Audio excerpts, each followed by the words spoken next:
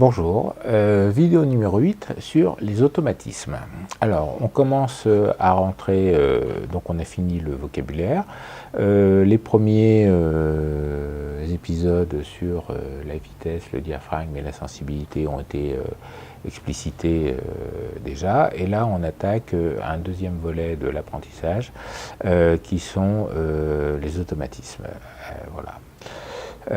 Qui va être un peu un discours à l'après-vert parce que il n'y a pas grand-chose à en dire. Là, on va d'abord commencer par les énumérer et après, on aura un paragraphe, une séquence dédiée à chacune. Donc, ça risque d'être une vidéo un peu longue. Voilà, donc les automatismes. Donc on va commencer par celui qui est l'automatisme 0, celui qui n'a aucun automatisme, c'est ce qu'on appelle en photographie le mode manuel. Voilà. Le mode manuel, vous choisissez vos paramètres et rien ne bouge. Voilà. Après, on aura une séquence sur le mode manuel qui, à mon avis, alors il y a des gens qui vont vous expliquer que il y a les ayatollahs du manuel, sous-entendu Coco. Tu ne peux pas faire de vraies photos sans faire des photos en mode manuel. Et puis, il y a des gens qui vont vous expliquer que le mode manuel est une connerie et qu'il faut vivre notre temps avec les automatismes de notre temps. Voilà. Et moi, je ne vais pas vous faire... je ne vais pas vous faire choisir entre mode manuel ou mode automatique, c'est vous qui allez choisir vous-même. Mais par contre, je vais vous expliquer les avantages et les inconvénients de l'un et de l'autre. Et parce que tous les deux ont des avantages et tous les deux ont des inconvénients. Voilà. Et en fait, il y a un moment donné où il faut faire du manuel, et puis il y a un moment donné où l'on peut faire du manuel, et il y a un moment donné où il faut être balèze pour faire du manuel. Voilà. Et donc, du coup, faire de l'automatisme, c'est finalement pas mal. Donc, le mode manuel, on va en revenir après. Pour l'instant, je vous les cite. Donc, le premier automatisme que l'on va voir, c'est le mode aperture. A pour aperture, qui n'est pas A pour automatisme, mais qui est A pour aperture. Qui est la priorité ouverture. Donc, vous choisissez votre diaphragme et l'appareil choisit la vitesse en fonction des ISO et de la lumière. Voilà. Et du gris à 18%. L'appareil photo choisit, vous choisissez le diaphragme et l'appareil photo choisit la vitesse en fonction de la sensibilité, de la lumière et du gris à 18%. 5 paramètres. Souvenez-vous-en.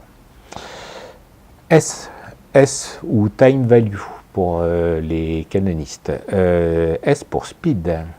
Donc là, c'est l'inverse.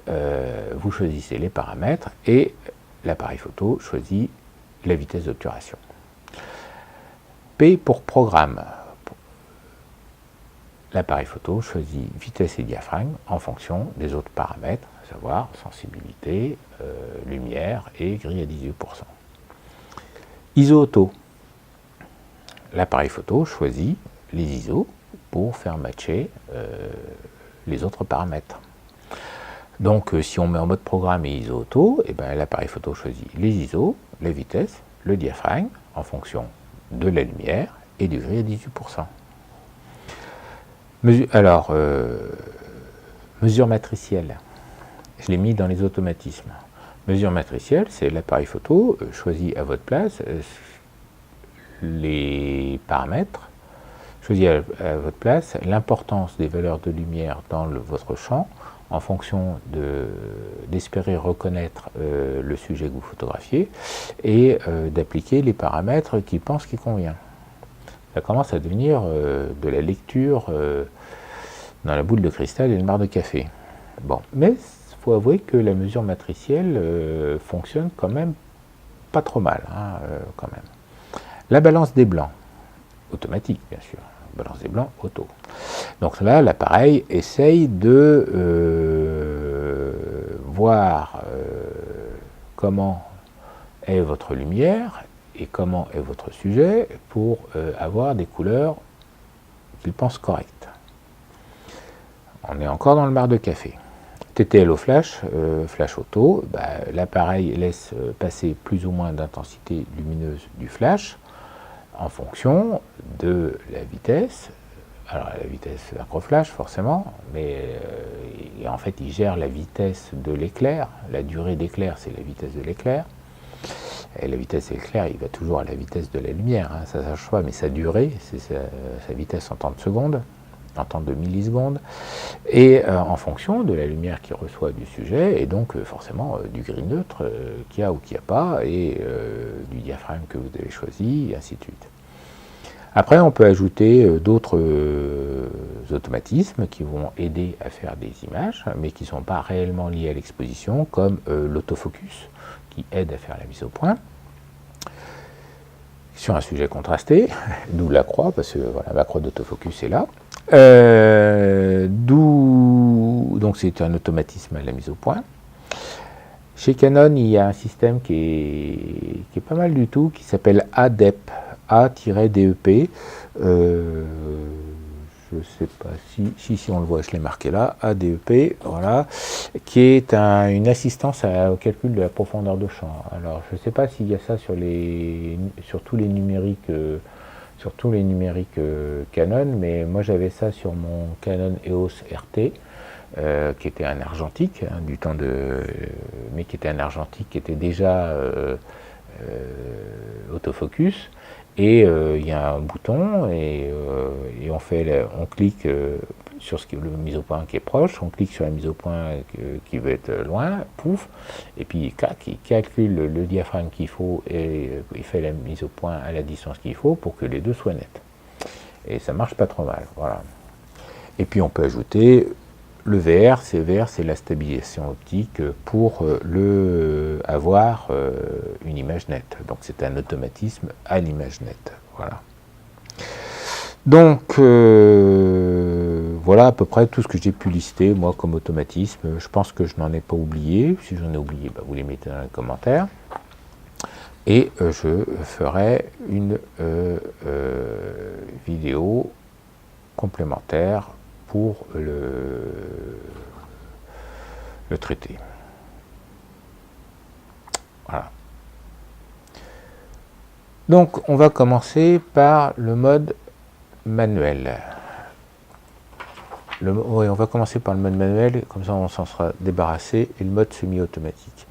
Alors, ceci est un appareil manuel.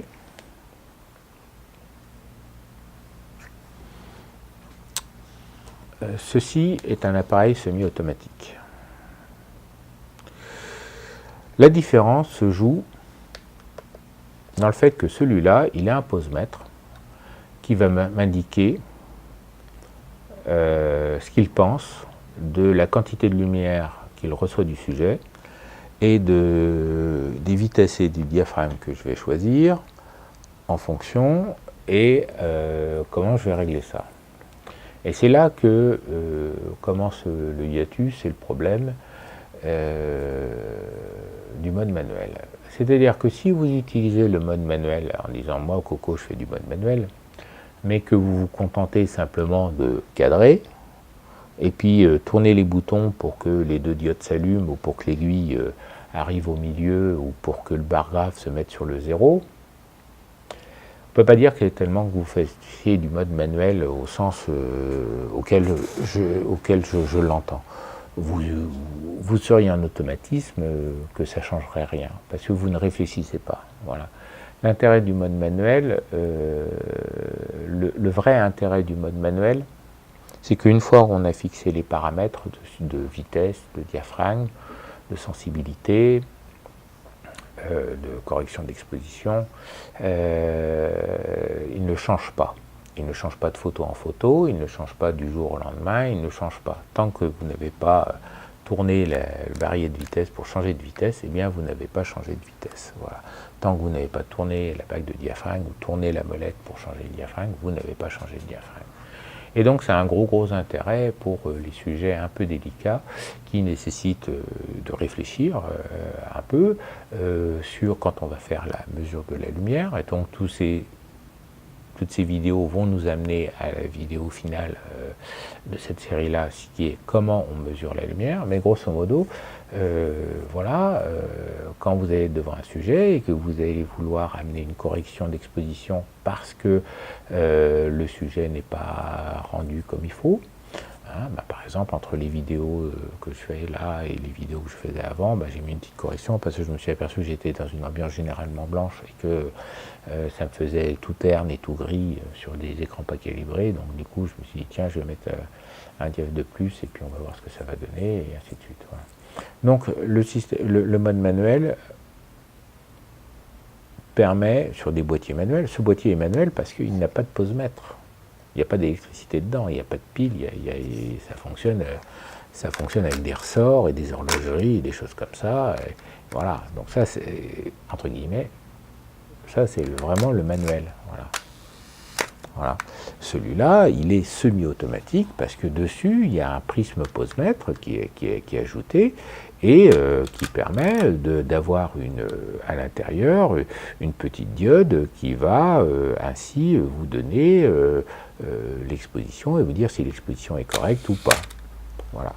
Et donc on a un pose-mètre. Et ça, c'est ce qu'on appelle le mode semi-automatique. Voilà. Et c'est le vrai terme de semi-automatique, c'est ça, c'est quand on a un pose-mètre, il vous dit quelque chose, puis vous le suivez ou vous ne le suivez pas. Voilà. Donc le mode manuel, lui, il va me permettre, par exemple, de choisir une vitesse, un diaphragme, en fonction de l'endroit où je vais mesurer, et de dire, lui, il mesure, il ne sait pas ce que je mesure, il ne sait pas si je mesure le tableau qui est blanc, il ne sait pas si je mesure mon polo qui est bleu marine, ou le canapé derrière qui est gris, il ne sait pas ce que je mesure. Lui, tout ce qu'il peut dire, c'est, tiens, là, c'est du gris, il est vachement bien éclairé, le gris, là. Là, ça, c'est du gris qui est moins bien éclairé. Et puis là, ça, c'est du gris qui est éclairé moyennement. Voilà. Et donc, du coup, et c'est tout le problème de la mesure d'exposition, c'est de réussir à savoir ce qu'on mesure et comment on le mesure. Donc, le mode semi-automatique, lui, on a un pose-mètre qui va vous donner une indication. Alors, le mode semi-automatique, il s'appelle M sur vos appareils, parce que manuel, semi-automatique, tout ça, c'est pareil au même, quoi. Voilà. Mais bon. Moi, cet appareil photo qui est complètement manuel et je l'utilise avec mon petit pose-mètre à main. Voilà. Il y a des gens qui ont ça dans l'œil et qui te disent, tiens là, Coco, tu es 50e à 5,6 pour 320 heures. Voilà, par exemple. Moi, je suis là à côté. Ah ouais, quand même. Ouais. Et puis tu vérifies et tu dis, ah bah oui, il ne s'est pas trompé. Bon, enfin bref. Donc, le mode semi-auto ou le mode M, le mode manuel, c'est la même chose. Voilà. Après, vous voyez comment vous voulez vous en servir, quand vous voulez vous en servir, et ainsi de suite, des choses comme ça. Moi, personnellement, par exemple, je m'en sers sur les boîtiers qui n'ont pas d'automatisme, parce que j'ai beaucoup de boîtiers qui n'ont pas d'automatisme, des choses comme ça. Donc, je règle ma vitesse et mon diaphragme en fonction du pose-mètre, en fonction de ce que je pense que le pose-mètre se trompe, et je le corrige comme ça. Après ça, je l'utilise dans quelle situation? Je l'utilise dans toutes les situations délicates. Toutes les situations délicates, ça va être la macro, ça va être le meeting aérien, ça va être le portrait, ça va être la photo de rue, ça va être toutes ces situations-là où la lumière... pas la lumière, où la couleur et la densité du sujet peut changer du tout d'un claquement de doigts, alors que la lumière en elle-même ne change pas. Voilà, quand vous faites un meeting aérien et qu'il n'y a pas de nuages, de toute façon s'il y a trop de nuages et des choses comme ça, les meetings aériens sont généralement annulés. Mais voilà, vous êtes dehors et grosso modo, vous êtes éclairé par le soleil. Le soleil va émettre de la lumière et la lumière ne va pas changer dans les 10 à 20 minutes, une demi-heure qui vont venir. Voilà. Et par contre, votre avion, il peut être en métal poli et briller comme un miroir de bordel, ou il peut être noir, ou il peut être vert foncé, ou il peut être bleu foncé, ou il peut être... et il est sur un fond d'un ciel... que l'on voudrait bleu ciel, beau et propre, où il peut passer devant un nuage très blanc ou un nuage très sombre. Alors qu'en fait, l'éclairage, lui, n'a pas changé. Voilà.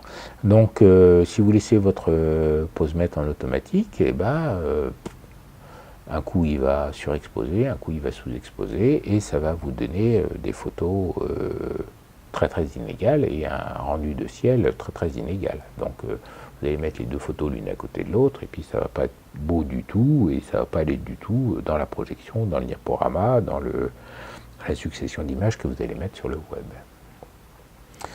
Voilà, donc le plus du mode manuel et du mode semi-automatique, c'est qu'il ne se dérègle pas tout seul. Voilà. Donc ça permet une stabilité des paramètres de photo en photo. Et ça, c'est un truc qu'il faut garder en mémoire, c'est que quand vous faites une série de photos, une série de portraits, quelque chose comme ça, tant que l'éclairage ne change pas, sur le sujet, il n'y a pas de raison réellement de changer le paramètre de vitesse et de diaphragme. Voilà. Il n'y a pas de raison. Et admettons par exemple que vous fassiez une série de portraits d'une personne à peau blanche avec des vêtements noirs sur un fond sombre, et que vous vous amusiez à l'effeuiller, à faire un striptease et faire des photos au fur et à mesure, eh bien en fait vous devriez garder la même vitesse et le même diaphragme pour toutes les photos, parce que ce qui vous intéresse, c'est d'avoir la peau blanche rendue correctement.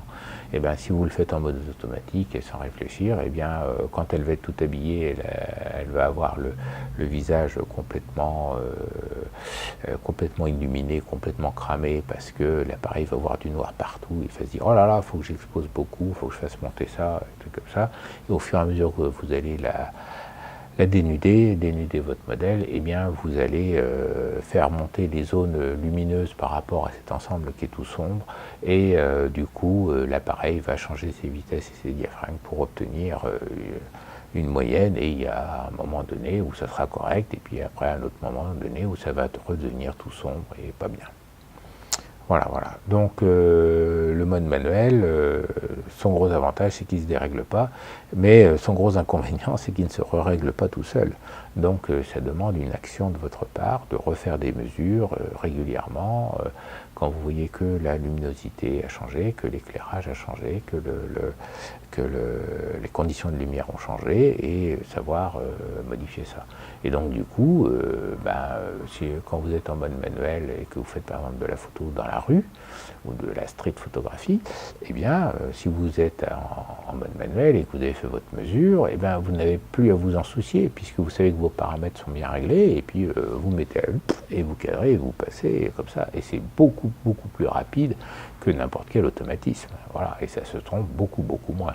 Et que vous croisiez une femme en robe de mariée en voyage de noces, ou que vous croisiez un artiste habillé complètement en noir, et choses comme ça, et bien vos paramètres sont bons, et vous faites votre photo, et c'est bon, et choses comme ça. Donc paradoxalement, c'est beaucoup plus rapide que l'automatisme à partir du moment où c'est réglé. Voilà.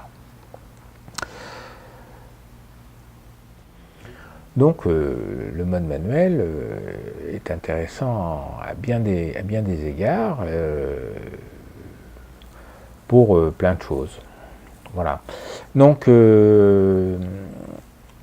mais ça nécessite d'abord que vous le possédiez, que vous le fassiez vôtre par vos essais quand vous allez faire vos gammes, choses comme ça, et voilà. Et donc il faut vous l'approprier, ce mode manuel, pour que vous voyez quand ça bouge, comment ça réagit, et ainsi de suite, et voilà. D'ailleurs, de même que tous les autres modes, il faut que vous fassiez vos gammes pour que ça vienne une part de vous-même. Parce qu'il ne faut pas se leurrer. Si vous avez acheté, par exemple, l'appareil photo parce qu'il y a un enfant qui arrive, ou chose comme ça, ou parce que vous allez faire un voyage, ou ainsi de suite, il ne faut pas espérer que vous allez faire fonctionner ça d'un claquement de doigts du jour au lendemain, sans avoir joué avec, essayé, et pour ne serait-ce que savoir où sont tous les boutons, à quoi servent tous les boutons, et ainsi de suite. Donc, une fois de plus, faites des gammes. Quand vous avez 5 minutes, un quart d'heure, une demi-heure devant vous, ben, prenez votre appareil photo, photographiez n'importe quoi, 3 pommes dans une assiette, une lampe de chevet à côté, et puis voilà, vous photographiez des pommes et tout comme ça, mais réfléchissez à comment je vais photographier ça, comment je vais choisir ma focale, quelle licence je vais mettre, et ainsi de suite, quels paramètres je vais mettre, comment je vais faire ma mesure, comment l'appareil mesure, et ainsi de suite. Bref, faites vos gammes. Il y aura une vidéo sur faire ces gammes, mais qui viendra après. Utiliser le mode M sans réflexion, sans réfléchir, choses comme ça, juste en centrant l'aiguille, n'a pas réellement d'intérêt par rapport au mode auto. Voilà, donc si vous voulez faire... et donc du coup, c'est un mode à utiliser, qui utilisé judicieusement, excusez-moi, offre beaucoup d'avantages, vraiment beaucoup, voilà, donc, et vous permet vraiment de sortir de toutes les situations. Voilà. Dès que c'est compliqué, repassez en manuel, vous serez gagnant à 100% et au-delà même, et au-delà. Donc, toutes les situations complexes, les choses comme ça, parce que c'est bien plus rapide de régler un mode manuel et faire ses photos, que de se mettre en mode automatique et de corriger le mode automatique et garder la correction du mode automatique. Voilà. À un tel point, c'est que on voit apparaître maintenant des boîtiers où ils ont changé l'ergonomie par rapport à ce qui existait il y a ne serait-ce que 2 ans ou 3 ans, hein, je pense. Là, on est en 2019, je pense, au Sony Alpha 7R3, à la génération 3 des Sony Alpha 7. Ou les nouveaux Nikon série Z, ou les nouveaux Panasonic mirrorless, ou choses comme ça, où ils ont carrément mis sous le pouce la molette de correction d'exposition. C'est-à-dire, c'est quand même un peu bizarre, là. Ce sont les derniers boîtiers sortis, avec le top du top de l'ingénierie, de choses comme ça, et finalement, c'est quoi le petit plus qu'ils ont mis? C'est de mettre le bouton qui permet de corriger les automatismes plus facilement accessibles. Quelque part, ça prouve 2 choses. Ça prouve que toute l'ingénierie qu'on a mis dedans n'est pas capable de sortir comme ça d'une situation un peu complexe, et que les automatismes, faut les corriger, parce qu'ils ne sont pas capables de reconnaître dans quelle situation on est. C'est quand même intéressant, quand même. On est au 3e millénaire, en 2019, et la nouveauté, c'est que maintenant, les automatismes se corrigent facilement. Ça porte à réflexion. C'est limite philosophique comme problème. Bon, on continue. Donc, le mode manuel va être intéressant quand on fait de la photo. Pas quand on fait des photos, mais quand on fait de la photo. C'est-à-dire que vous avez le temps, vous voulez rendre un sujet, votre but est la photo plus que le sujet que vous représentez, plus que le reportage de l'instant que vous vivez. Donc voilà, quand on fait de la photo, différent de quand on fait des photos.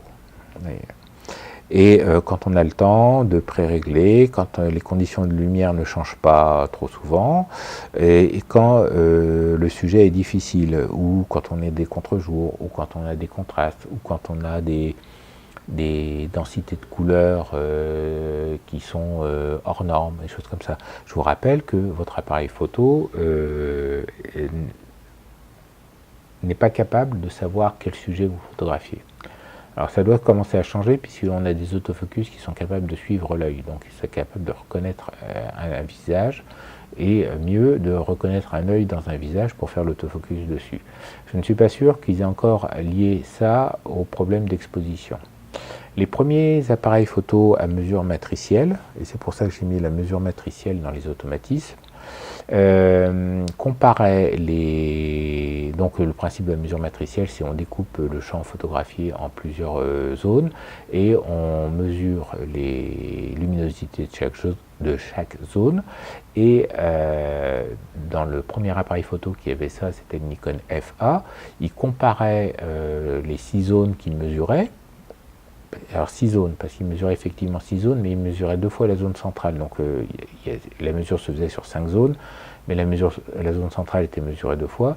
Et donc il essayait de voir si vous faisiez un contre-jour sur la mer, ou si vous photographiez de la neige, ou si vous, parce que par exemple si vous photographiez de la neige, et ben, les zones qui sont censées être en bas sont plus lumineuses, et puis si vous faites un contre-jour, la zone centrale est sombre et les zones périphériques sont plus lumineuses.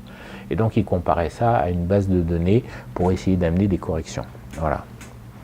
Mais grosso modo, votre appareil photo en mesure spot ou en mesure pondérée centrale ne sait pas ce que vous photographiez.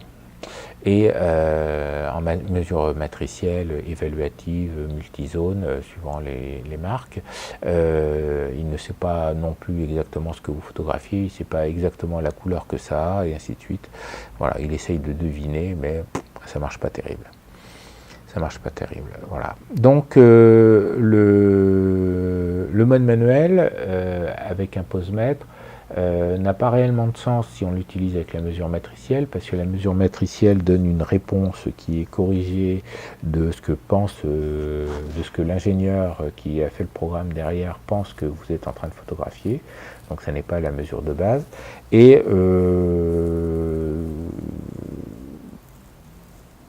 voilà. Par contre, on peut l'utiliser conjointement avec les modes ISO auto. Parce que, et donc du coup, ça vous permet de choisir une vitesse et un diaphragme par rapport au rendu que vous voulez donner à votre sujet ou par rapport au rendu que vous voulez avoir avec l'optique, et laisser l'appareil se démerder avec les ISO pour que ça rentre. Voilà. Ça peut être pas mal. Ça peut être pas mal. C'est peut-être un des rares intérêts des ISO auto, de choisir vitesse diaphragme. Voilà, par exemple, vous voyez, je suis en mode vidéo, donc j'ai choisi ma vitesse de 1/50e de seconde parce que je suis à 25 images secondes. Et puis j'ai choisi f5.6 parce que je me suis dit que f5.6, j'aurais assez de profondeur de champ pour paraître raisonnablement net quand la mise au point se fait sur le tableau. Et puis j'ai mis les ISO auto pour qu'ils se démerdent pour avoir un rendu correct. Et puis voilà, basta. Donc je suis en mode manuel, puis je choisis vitesse et diaphragme, mais j'ai l'automatisme des ISO auto par ISO auto. Voilà. Mais puis on peut faire très bien, il y a des milliers et des milliers, voire des millions de photographes qui ont fait du mode manuel avec, en choisissant leurs ISO et qui ont fait des photos très très bien. Voilà. Il ne faut pas perdre ça de vue, c'est que la photo a plus de 150 ans, 180 ans même, et la photo telle que nous la connaissons aujourd'hui, ça a déjà 1970, 1960, on avait des appareils qui peu ou prou font exactement la même chose que vos appareils de maintenant. Et vos appareils de maintenant ne font peu ou prou pas grand chose de plus que les appareils de 1960. Voilà. Donc on continue. Donc le mode aperture, donc priorité au diaphragme. Donc je vous ai dit la priorité au diaphragme. Donc priorité au diaphragme, c'est vous qui choisissez votre diaphragme. Et l'appareil va choisir la vitesse en fonction de la sensibilité ISO, de la luminosité du sujet et du gris à 18%. Parce que vous êtes en mode ASA, DIN ou ISO. Donc les avantages, donc on a une grande dynamique parce que quand on a une grande dynamique de réglage parce que votre boîtier propose plein de vitesses différentes. Donc les réglages vont fonctionner dans des étendues de luminosité importantes parce que vous pouvez aller du 1/8 millième de seconde à 30 secondes. Donc ce qui fait quand même une plage dynamique très très importante. L'autre avantage, c'est que vous choisissez votre profondeur de champ, votre rendu optique par l'intermédiaire du diaphragme que vous utilisez. si vous voulez rester à pleine ouverture pour avoir des aberrations et peu de profondeur de champ, ou si vous voulez fermer votre diaphragme pour avoir une plus grande profondeur de champ et ou moins d'aberrations. Par contre, d'aberration optique, par contre, l'inconvénient, c'est que du coup, vous pouvez vous retrouver dans des situations où vous avez des risques de flou de bouger. Parce que vous en avez demandé trop. Il n'y a pas assez de lumière par rapport à... Votre sujet n'a pas assez de lumière par rapport à la sensibilité que vous avez et par rapport au diaphragme que vous avez demandé. Et donc, du coup, l'appareil, il va vous mettre un temps de pause long. Et puis vous essayez de photographier votre gamin dans le couloir à un quart de seconde. Et en un quart de seconde, lui, il a fait la moitié du couloir. Donc, il risque d'avoir du flou de bouger. L'automatisme suivant que l'on va voir, c'est S pour speed. Là, c'est l'inverse, ou TV pour time value chez Canon. Donc là, on choisit la vitesse et le boîtier choisit le diaphragme. Alors l'avantage, c'est on peut choisir la vitesse par rapport au sujet. Donc si on revient au gamin qui court dans le couloir, on va pouvoir choisir une vitesse un peu plus rapide. L'inconvénient, c'est que on choisit plus comme l'appareil choisit le diaphragme, on ne choisit plus la profondeur de champ ni le rendu optique que l'on a, et la dynamique est plus faible parce que les diaphragmes, il y a moins de diaphragme, moins de possibilités, moins de valeurs de diaphragme possibles sur un objectif qu'il n'y a de vitesse possible sur un boîtier. Donc, c'est un peu moins souple, c'est un peu moins presse purée. Après, on a le mode programme. Le mode programme, c'est un mode S et A en même temps. Donc, l'appareil choisit la vitesse et le diaphragme. Donc du coup, on se retrouve un peu mieux dans le meilleur des mondes, puisqu'il a la possibilité d'avoir l'éventail des vitesses et l'éventail des diaphragmes. Et donc, grosso modo, on va trouver dans les modes d'emploi de votre appareil, le bouquin que vous n'avez pas lu, vous allez trouver un diagramme qui va être comme ça, sur lequel vous allez avoir une courbe qui va être comme ça, et comme ça, voilà. Et c'est barré de choses comme ça. Pouf, pouf, pouf, pouf, pouf, pouf, pouf. Voilà. Et c'est incompréhensible. Et bien ça, c'est le mode programme de votre appareil photo. C'est-à-dire que pour certaines valeurs de V, donc là c'est marqué, là c'est gravé en EV, pour expose value, pour certaines valeurs de V, vous allez pouvoir faire varier la vitesse, la vitesse est graduée ici, donc là vous avez 1 seconde, et puis là vous avez 1 8 de seconde, par exemple, et puis là vous allez avoir le diaphragme 1,4, et puis là vous allez avoir le diaphragme 22. Et bien ça c'est le diagramme de votre programme. C'est comme ça que votre programme va choisir sa vitesse et son diaphragme. Donc comme ça, on a les intensités lumineuses. Donc quand il y a pas assez de lumière, il est à pleine ouverture, et puis ce qu'il fait, c'est qu'il monte d'abord les vitesses. Et puis quand il arrive à une valeur de vitesse qui est à peu près décente, qu'il estime à peu près décente, que l'ingénieur japonais qui a fait le programme estime à peu près décente, il va commencer à augmenter les diaphragmes en fonction de la valeur de luminosité. Et puis quand il arrive à une valeur de diaphragme, par exemple 22, mais ça peut être autre chose, c'est l'ingénieur japonais qui décide, il va continuer à augmenter les vitesses. Et quand vous avez 2 traits comme ça parallèles, ça veut dire que votre programme est décalable avec une molette ou chose comme ça, et vous allez pouvoir faire changer vitesse, diaphragme, choisir le couple vitesse-diaphragme parmi ceux que propose l'appareil. Il y a une très bonne vidéo sur une chaîne canadienne qui s'appelle Lozo. Lozo, c'est un magasin au Québec qui doit être un gros magasin photo, ou genre une grosse Fnac ou un truc comme ça, l'équivalent. Et ils font une chaîne avec des vidéos, et il y a quelques vidéos qui sont très intéressantes, et comme ça. Et donc il y a notamment un photographe, alors c'est le photographe animalier, qui explique que lui, il est tout le temps en mode programme, parce que un coup de molette, il a le couple vitesse-diaphragme qui lui plaît pour faire sa photo. Et il explique que c'est très bien, et lui il ne comprend pas le mode manuel. Et il ne comprend pas le mode manuel. Bon. C'est possible, hein. et c'est acceptable. Et c'est acceptable. Moi, je comprends très bien le mode manuel parce que mes premiers appareils photo n'avaient pas d'automatisme. Et voilà. Et donc, j'ai appris en mode manuel. Donc pour moi, le mode manuel, c'est intuitif, des choses comme ça. Et à la limite, le mode automatique, comme j'ai vu apparaître les modes automatiques et des choses comme ça, pour moi, c'est des systèmes qui fonctionnent qu'imparfaitement et qui ne vont pas ensemble. Là, il vous explique que bon, il fait sa photo, il cadre, et il dit j'ai besoin de profondeur de champ, je tourne à droite pour fermer mon diaphragme, et puis la vitesse suit, ou j'ai besoin de figer le mouvement et je tourne à gauche pour ouvrir mon diaphragme et obtenir une vitesse rapide, et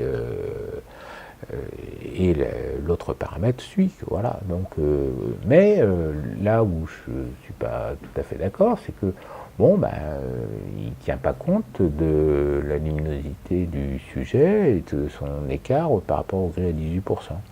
Voilà, et donc il est quand même amené aussi à avoir des corrections et des choses comme ça. Donc grosso modo, il joue avec deux molettes, il joue avec la molette de correcteur d'exposition et il joue avec la molette de décalage de programme. Voilà.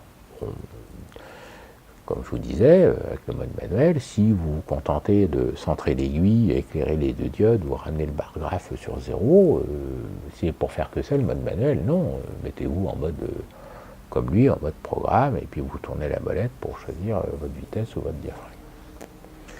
C'est vraiment à vous à voir ce qui vous plaît, comment vous le sentez. D'abord, ça va dépendre beaucoup de l'ergonomie de votre boîtier. Parce que par exemple, sur le D5300, j'ai qu'une seule molette. Et quand je veux changer de diaphragme, il faut que j'appuie sur un bouton et que je tourne la molette. Et donc c'est assez agaçant et c'est vrai que c'est pas pratique par rapport à un boîtier qui a deux molettes ou un boîtier comme celui-là où on mettait des objectifs comme celui-là, par exemple, voilà, tac. Et puis là, pouf, voilà, j'ai une molette pour le diaphragme, ça s'appelle la bague des diaphragmes, et puis j'ai le barillet de vitesse pour choisir ma vitesse, et puis voilà, et donc, pouf, on tournait ça, on tournait sans regarder, sans voir, on savait, on changeait d'une vitesse, on ouvrait le diaphragme, et ainsi de suite, et ça marchait très très bien. Voilà. On continue avec les ISO auto. Donc les ISO auto, là, l'appareil va choisir dans une gamme déterminée la sensibilité à mettre pour avoir la vitesse et le diaphragme de l'exposition que vous voulez. Voilà.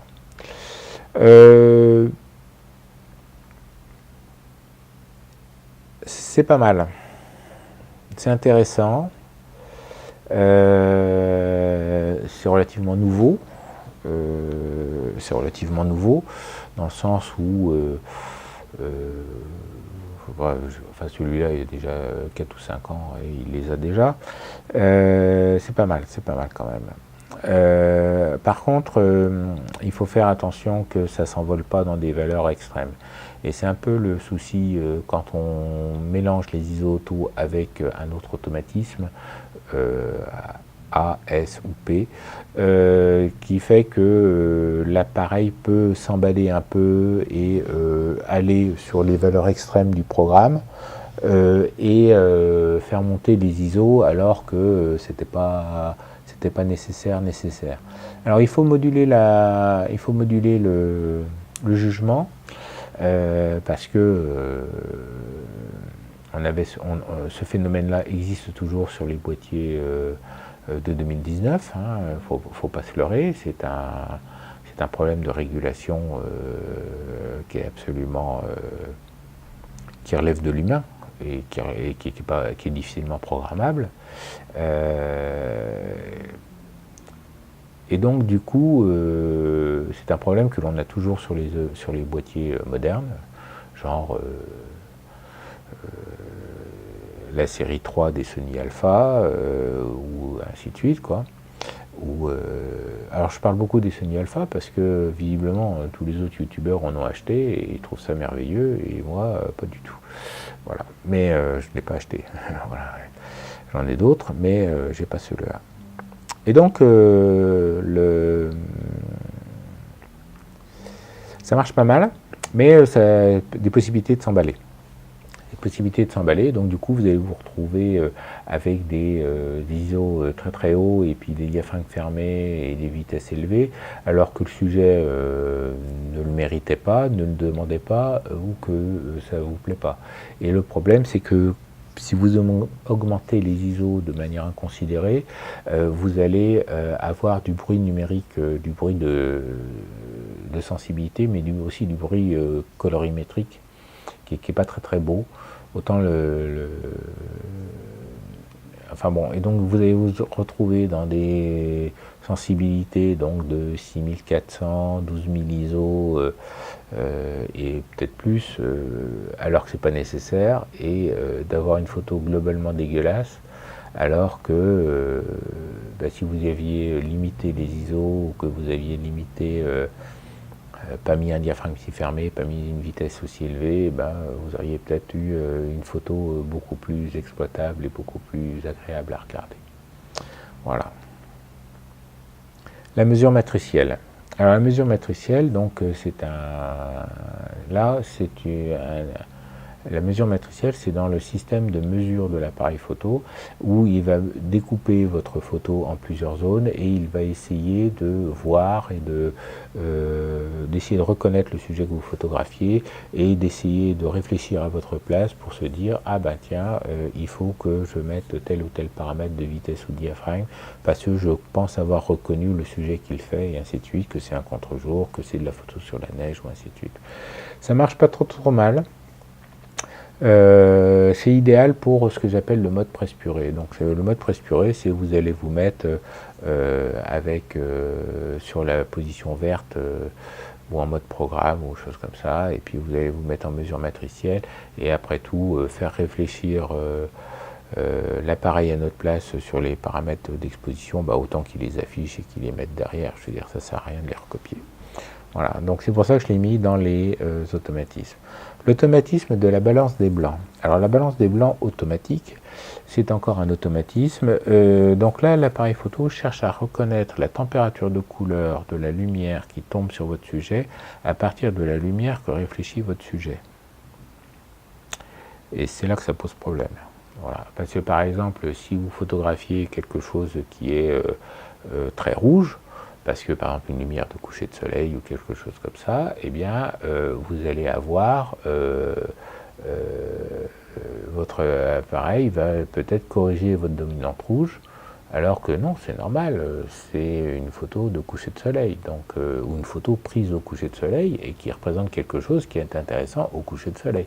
Si vous faites la photo du barbecue, du feu de bois sur la plage au coucher de soleil, et vous photographiez quelqu'un, c'est normal qu'il soit couleur orange de coucher de soleil.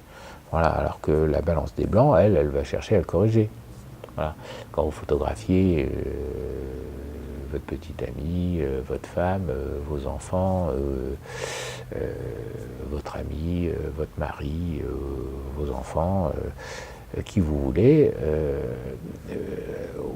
sur la plage, lors du barbecue, pendant un coucher de soleil, vous n'êtes pas en train de faire une photo de catalogue pour présenter ces vêtements. Ou là, on voudrait une colorimétrie parfaite pour montrer les couleurs exactes du vêtement. Non, vous photographiez un souvenir, vous photographiez un sujet que vous voulez rendre comme vous voulez. Donc la balance des blancs auto, des fois ça aide, des fois ça aide pas. Des fois ça corrige des choses qui ne doivent pas être corrigées, parce que voilà, si vous photographiez des sujets qui sont, je sais pas, si vous photographiez des bonzes en robe couleur safran, si votre balance des blancs corrige la couleur safran parce que elle est majoritaire dans le champ, on peut se poser la question. Voilà.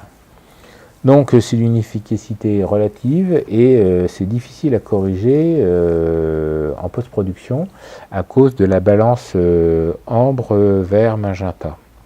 Voilà, parce que ça on en parlera plus loin dans la balance des blancs qui sera la vidéo d'après. On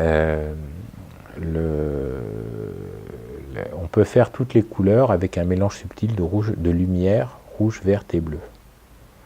De lumière rouge, verte et bleue.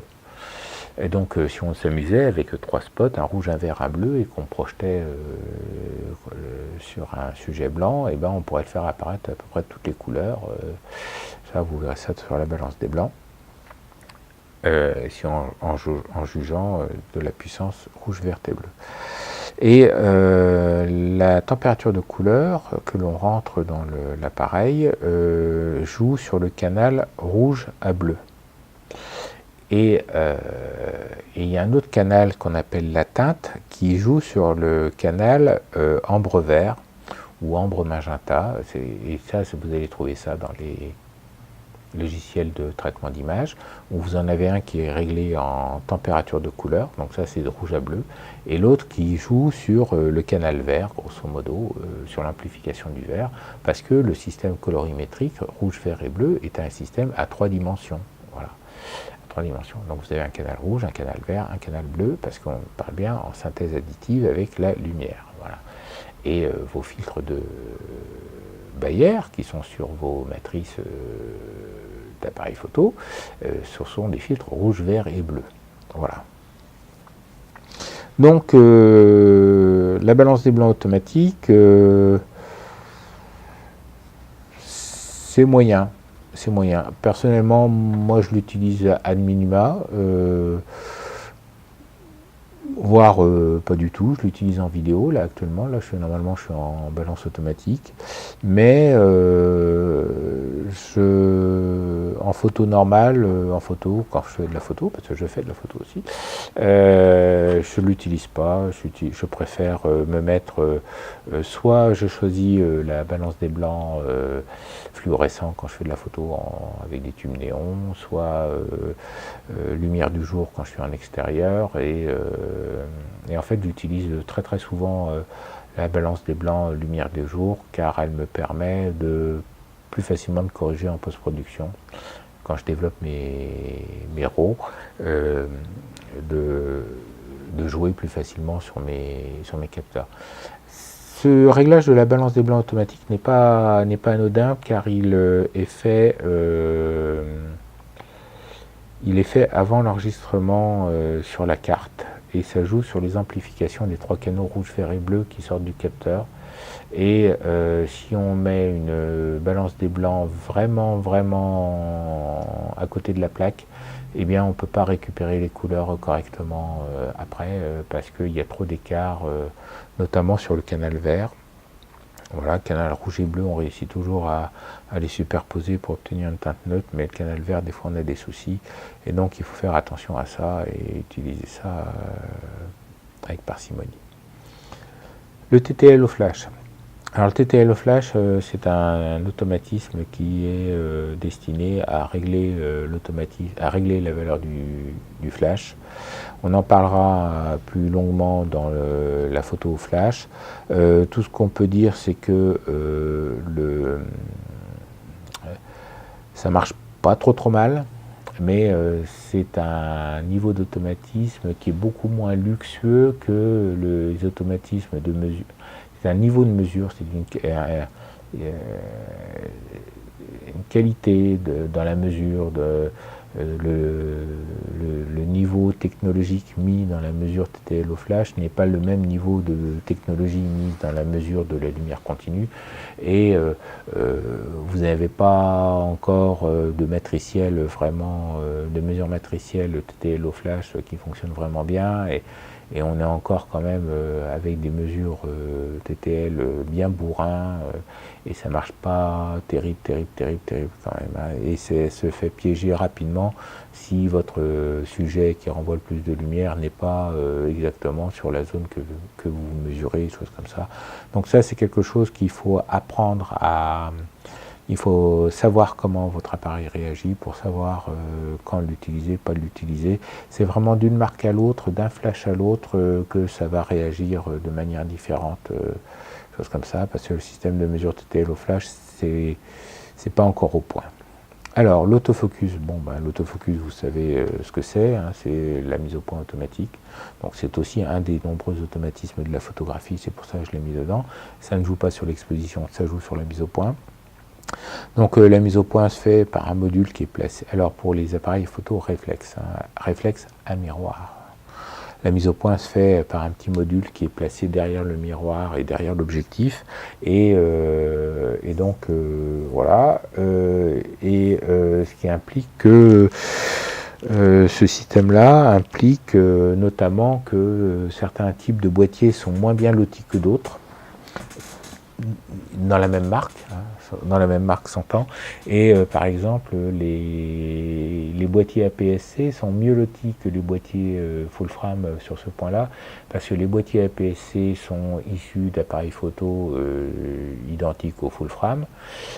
Simplement on a mis un capteur qui est plus petit dedans, et donc du coup le miroir mobile qui est derrière le premier miroir, donc je parle du miroir, alors celui-là bien sûr il n'est pas autofocus, mais à l'intérieur on a un miroir qui renvoie la lumière vers le dépoli, ça autant que je me souvienne, c'est dans une des premières vidéos. Et donc du coup